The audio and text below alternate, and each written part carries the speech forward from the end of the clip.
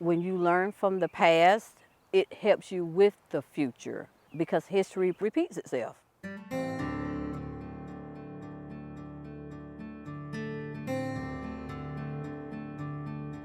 We're going to go ahead and get started. We're going to go ahead and walk back.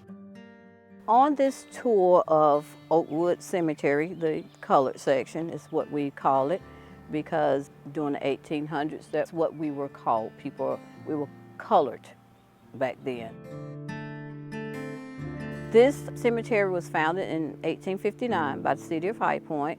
And of course, even though we were somewhat integrated at that time, we were still separated. So this section was designated for the early blacks of High Point.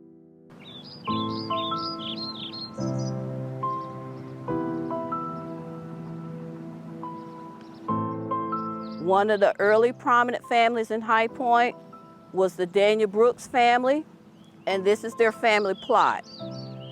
He was in the Civil War. He didn't actually fight because at that time, people of color were not allowed to actually fight.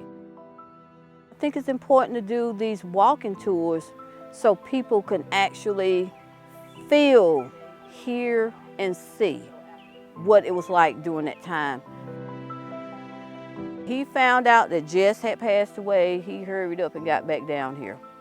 And he married Minnie, and they lived happily ever after.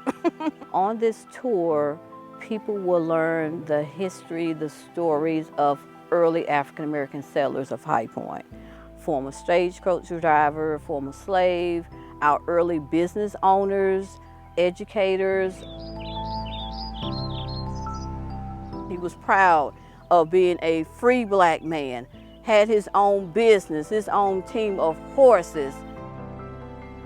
All those stories are here, history that a lot of people don't know of. Any questions? Yes, use it as a learning tool. Thank everyone for coming out.